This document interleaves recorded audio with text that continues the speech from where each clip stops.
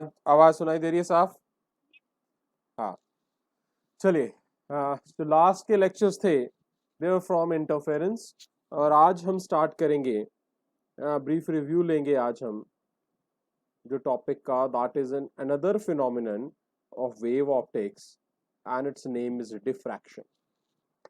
चलिए, लास्ट के जो क्वेश्चंस हमने किए, जो टॉपिक जो हमने स्टडी किया, जिसका नाम क्या था, इससे पहले टॉपिक क्या था, किसके रिलेटेड था? इंटरफेरेंस।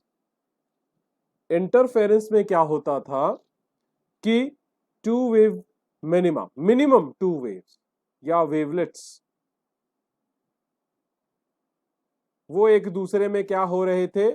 ऐड हो रहे थे। मैं एक सिंपल लैंग्वेज में बोल रहा हूं, ऐड हो रहे थे या सुपरपोज हो रहे थे। ऐसा ही हो रहा था।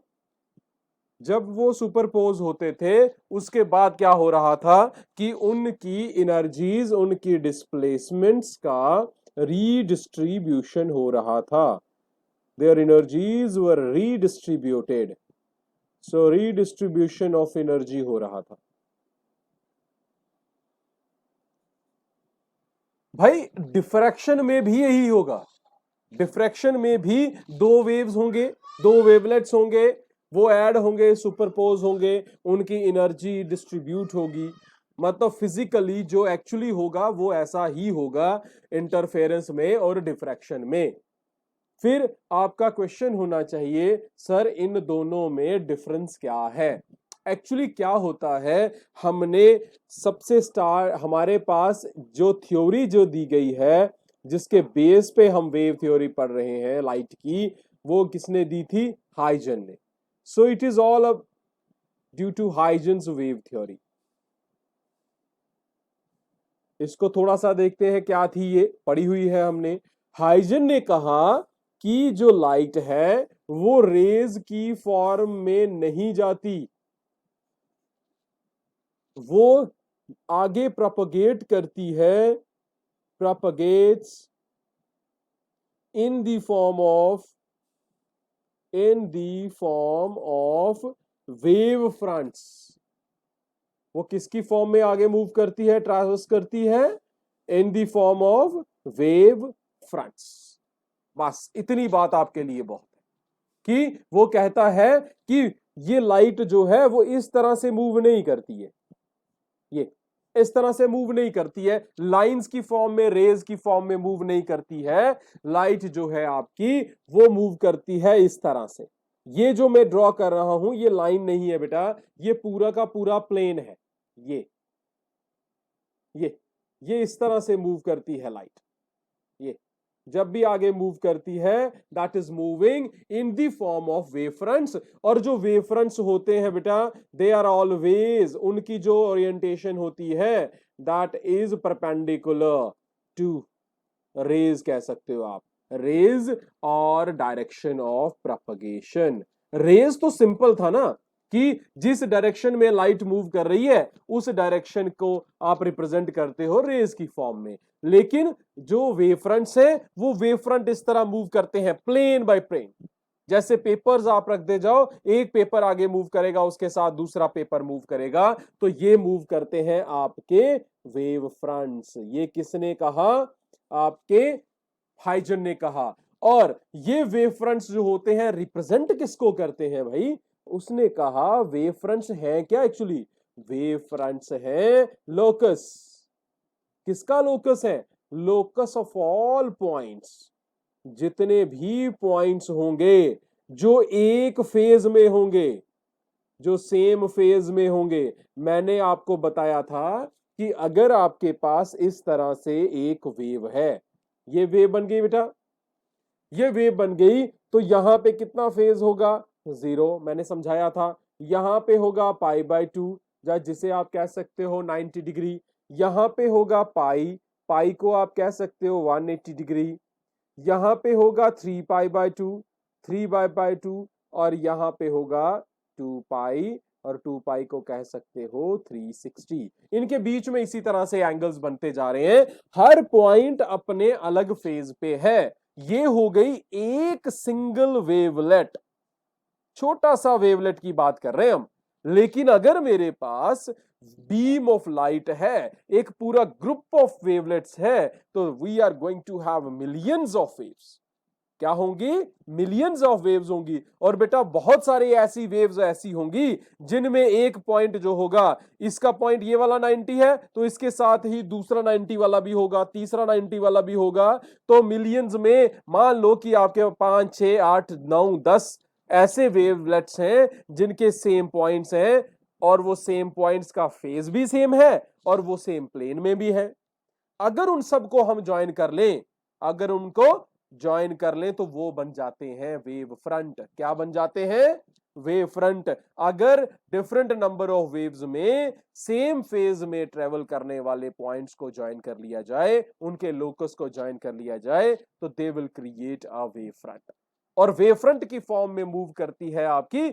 इसका मतलब है अगर आप एक प्लेन लेते हो, एक वेव फ्रंट की बात करते हो, इस तरह से एक वेव फ्रंट की बात करते हो, तो इस वेव फ्रंट के ऊपर किसी भी जगह पे कोई भी पॉइंट जो होगा, वो कोई भी पॉइंट जो है वो सबका फेज क्या होगा?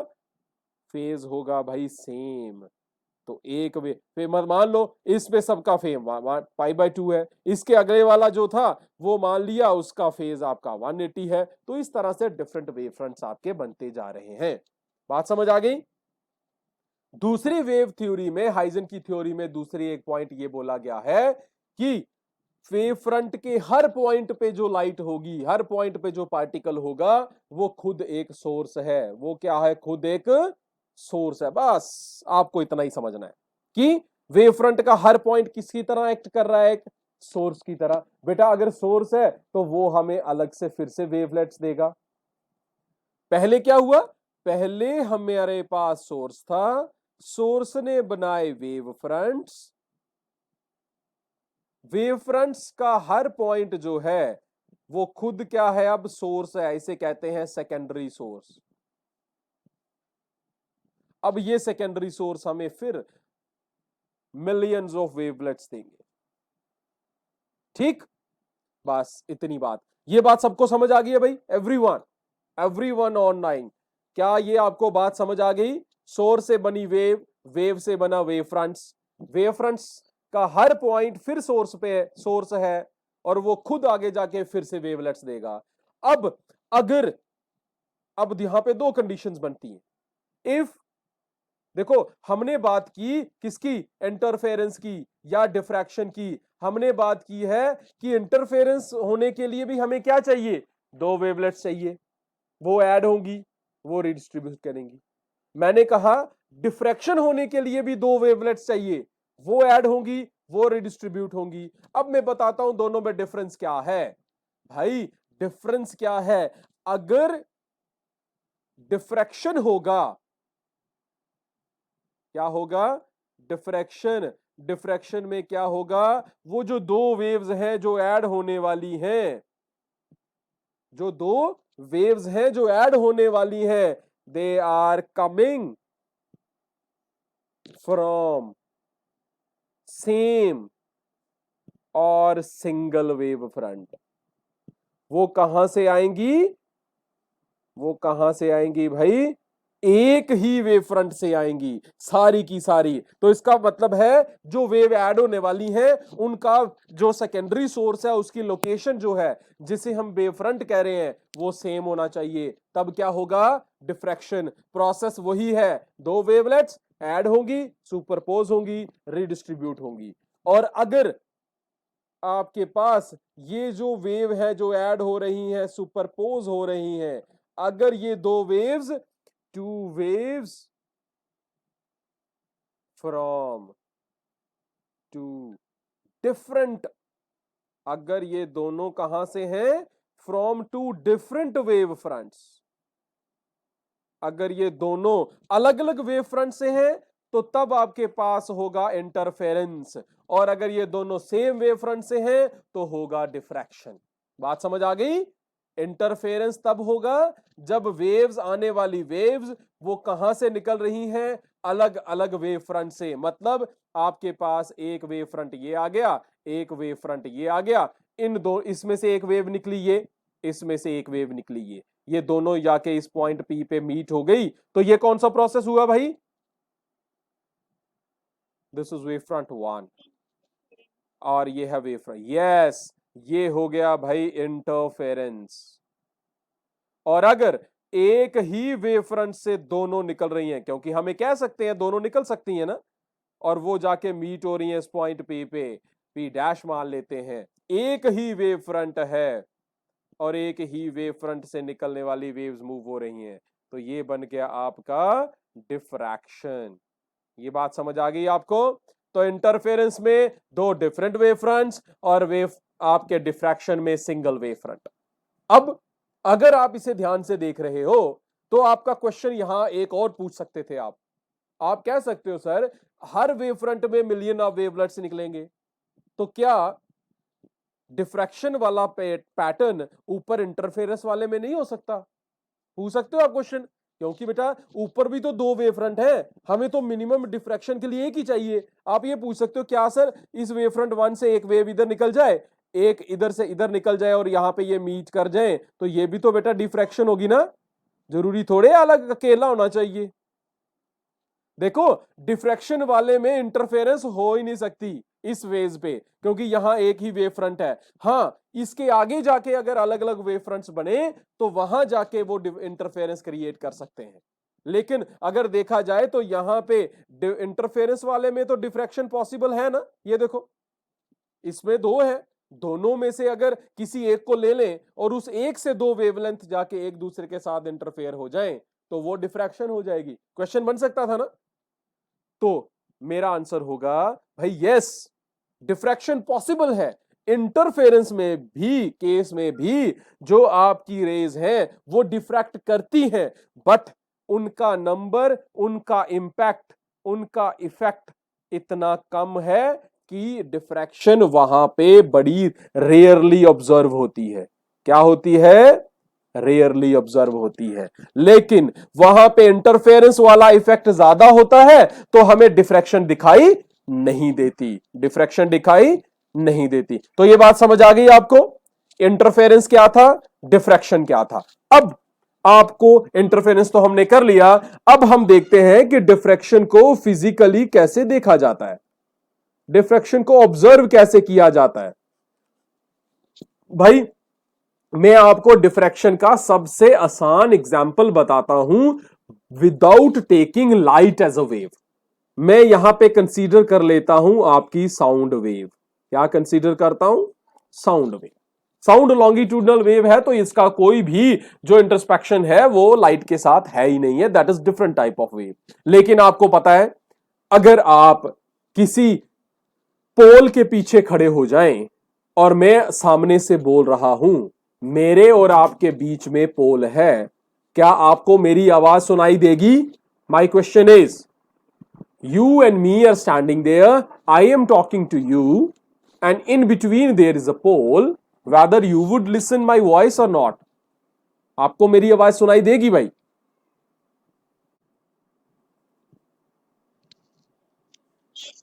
ठीक है बेटा। हाँ, हम बात कर रहे थे डिफ्रैक्शन की, तो डिफ्रैक्शन में एग्जांपल दे रहा हूं साउंड की। मैंने आपको क्वेश्चन क्या पूछा था वो सुना था? क्वेश्चन था कि अगर यहां पे ए और बी दो पर्संस हो, बीच में आ जाए आपका ये पोल, ए बात कर रहा है बी से, तो क्या बी को ए की बात सुनाई देगी? यस, सुनाई देगी, क्योंकि साउंड जो है वो यहां से जैसे ही वो बोलेगा वो इस पोल के आगे पीछे बैंड होके कहां पहुंच जाएगी? बी तक पहुंच जाएगी। मेरी बात समझ आ रही है?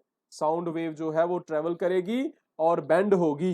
भाई यही है डिफ्रैक्शन। डिफ्रैक्शन क्या है? डिफ्रैक्शन एक फिनोमिनन है। क्या है? एक फिनोमिनन है। कैसा? जैसे ये देखिए, अब लाइट का केस लेते हैं। लाइट के केस में अगर आपके पास ये एक स्लिट है, दो केसेस हो सकते हैं भाई।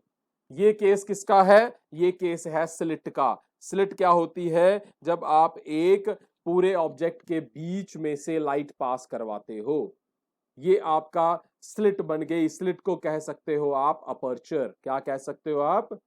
अपर्चर। ये अपर्चर है। जब यहां से लाइट, यहां पे मेरा पास सोर्स है, I am using this source. Source से जब ये लाइट वेव्स जाएंगी, ठीक, ये लाइट वेव्स जाएंगी इस सुराख से निकल के, तो यहां पे आपके पास स्क्रीन है, तो ये लाइट रेज कहां जानी चाहिए, सीधा यहां जानी चाहिए, है ना।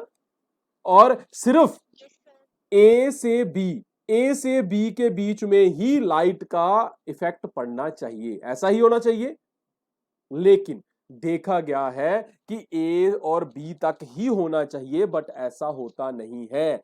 ए से थोड़ा सा ऊपर और बी से थोड़ा सा नीचे, यहां पर भी लाइट का इफेक्ट दिखाई देता है, ऑब्जर्व किया जाता है। इस ये तो तभी पॉसिबल है बेटा, अगर आपकी लाइट जो है वो इन कॉर्नर्स एक्स और वाई कॉर्नर्स के ऊपर बेंड हुई हो, क्योंकि otherwise light straight line travel अगर करे तो वो ओ से या तो सीधी ए पे पहुंचेगी या बी पे पहुंचेगी, और ओ और बीच में ही रहेगी। लेकिन वो क्या है, वो ए पे नहीं आई, वो ए डैश तक चली गई और बी डैश तक चली गई। ये बात समझ आ रही है। तो आपकी ये जो ए से ऊपर का हिस्सा था या बी से नीचे का हिस्सा था, ए से ऊपर के हिस्से को या बी के नीचे के हिस्से को कहते हैं बेटा जियोमेट्रिकल शैडो। क्या कहते हैं इसको, ज्योमेट्रिकल शैडो। ज्योमेट्रिकल शैडो क्या होती है, वो हिस्सा यहां पे अकॉर्डिंग टू ज्योमेट्री, ज्योमेट्री मतलब मैंने एक्स से सीधा स्ट्रेट लाइन खींचा ए पे और उसके ऊपर का हिस्सा जो है, या एक्स वाई से खींचा बी पे और बी से नीचे का हिस्सा जो है वहां पे लाइट के अकॉर्डिंग वहां पे अंधेरा होना चाहिए था। तो अंधेरा हुआ मतलब शैडो बन गई, so I am saying that is an geometrical shadow.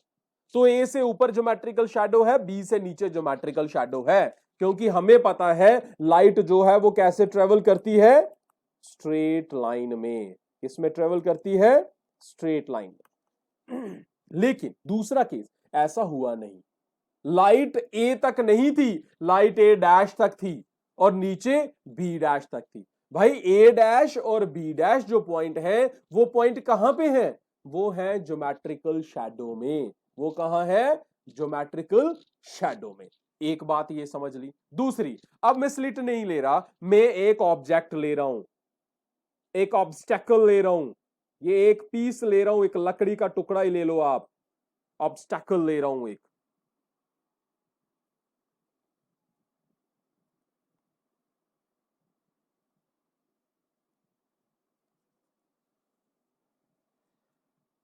ठीक है, अब आपके पास मैंने एक ऑब्स्टेकल ले लिया, अब देखते हैं क्या हो रहा है।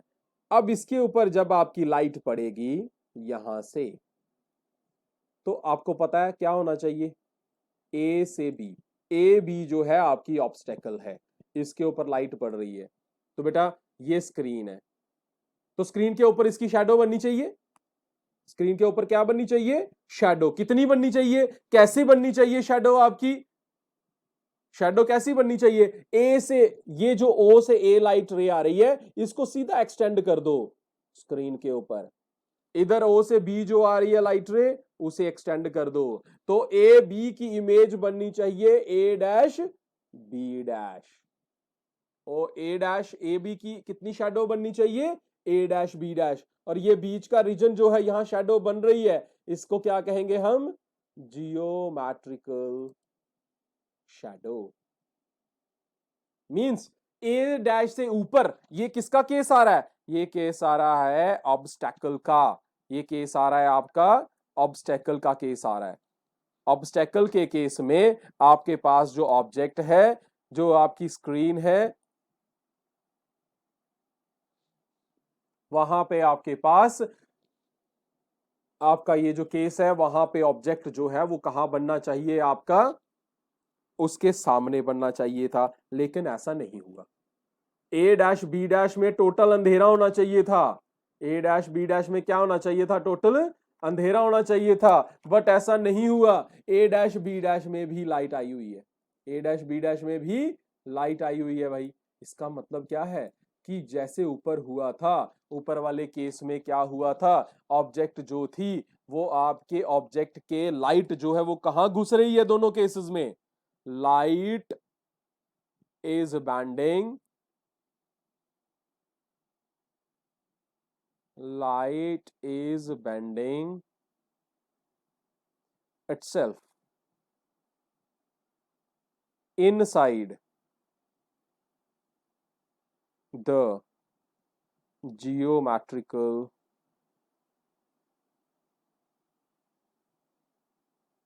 shadow, वो कहां घुस रही है? ज्योमेट्रिकल शैडो में। जैसे अगर ये स्लिट है तो इसकी ज्योमेट्रिकल शैडो बननी चाहिए थी इसके सामने, ये यहां लाइट पड़ रही है तो शैडो बनेगी ये एरोज की तरफ। ये क्या है? स्लिट, इसे कहेंगे अपर्चर। स्लिट को कहते हैं अपर्चर भी कहते हैं। ये आपका सोर्स है, ओ पॉइंट। ये ए है, ये बी है, ये ए डैश है, ये बी डैश है। ये ऊपर जो है वो ज्योमेट्रिकल शैडो है जिसे मैं जीएस लिख रहा हूं। इसी तरह अगर ऑब्जेक्ट होता उसके सामने, जिसे ऑब्स्टेकल कह रहे हैं, तो ये इसके सामने आपके ये शैडो बननी चाहिए थी। अब यहाँ पे शैडो ए और बी के बीच में है, ये एरोज वाली साइड, इधर शैडो है। ऊपर इसके ए से ऊपर भी लाइट होनी चाहिए, बी से ऊपर भी लाइट होनी चाहिए, ठीक है, लेकिन ऐसा नहीं हो रहा। ए से नीचे तक लाइट है, ये लाइट अंदर तक चली गई है, यहां से अंदर है, ये यहां से अंदर तक पहुंच गई है। मतलब इतना एरिया जो ज्योमेट्रिकल शैडो का है वहां भी लाइट आ गई है, इधर यहां भी इतने एरिया में लाइट आ गई है। ये कहां से आई है? क्योंकि लाइट जो है या बाहर की तरफ बेंड हुई है इन केस ऑफ अपर्चर, और अंदर की तरफ बेंड हुई है in case of obstacle. Obstacle के केस में वो अंदर की तरफ बेंड हुई है। तो ये है इस प्रोसेस को when it is the phenomenon, लिख लो आप इसको, इसकी डेफिनेशन लिख लो। The phenomenon of bending of light, bending of light into the geometrical shadow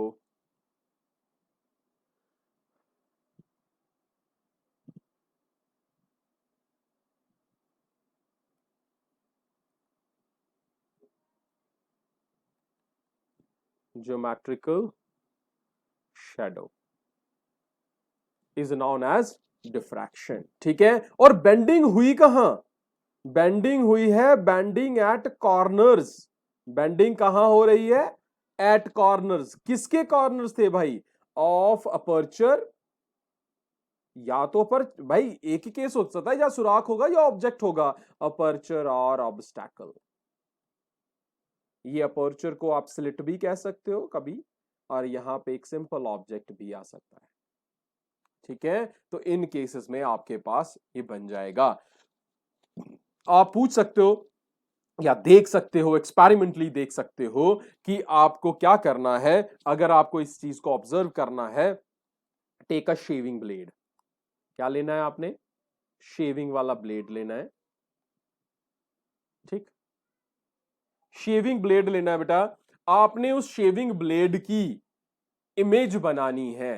कौन सी इमेज बनानी है? सिंपली आपने देखना है, पहले आपने यहां पे आपने शेविंग ब्लेड को रखना है, ठीक है। उस शेविंग ब्लेड को आपने करना है ट्रेस। ट्रेस मतलब उसकी आउटलाइन ट्रेस कर दी। आउटलाइन ट्रेस करने के बाद उसे थोड़ा सा ऊपर करना है, उस पर लाइट डालनी है। लाइट ऐसी पड़नी चाहिए कि ऑब्लीक पड़ रही है। ऑब्लीक का मतलब क्या होता है बेटा? नॉर्मल, परपेंडिकुलर, ठीक है।